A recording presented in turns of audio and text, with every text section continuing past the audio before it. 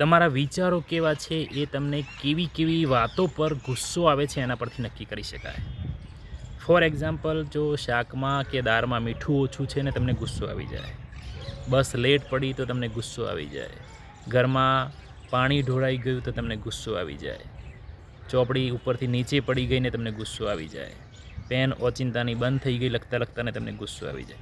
આવી જો એકદમ પરચુરણ વાતોથી તમને ગુસ્સો આવી જતો હોય તો એનો સીધો મતલબ એવો છે કે તમારી જે વિચારવાની જે શક્તિ છે એકદમ નાના એરિયાની અંદર છે.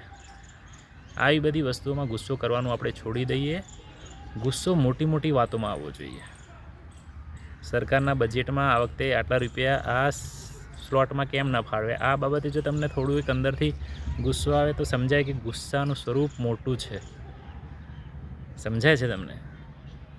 અમેરિકામાં ઇલેક્શન્સ થયું પણ એમાં આ મુદ્દાઓ લીધા હોત તો પણ સારું હતું. આવું વિચારીને તમને ગુસ્સો આવે તો સારું કહેવાય. ટૂંકમાં કહેવાનો મતલબ એવો છે કે તમને ગુસ્સો અથવા તમને થોડું અગ્રેશન જે છે ને એ મોટા એકદમ બિગ ટોપિક પર આવવું જોઈએ, નાની વસ્તુઓ પર ના આવવું જોઈએ. સમજાય છે તમને? ટીવી જોતા હતા, પિક્ચર સારું હતું ને અચિંતાની લાઇટ ગઈ ને તમને ગુસ્સો આવી જાય.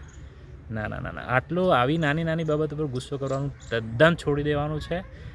ગુસ્સો આપણને આવવો જોઈએ તો એકદમ મોટા પાયે આવવો જોઈએ. સમજાય છે? કે જે મોટી વસ્તુ હોય, જે આપણી આખી લાઈફને અફેક્ટ કરતી હોય ને એની બાબતે આવવું જોઈએ.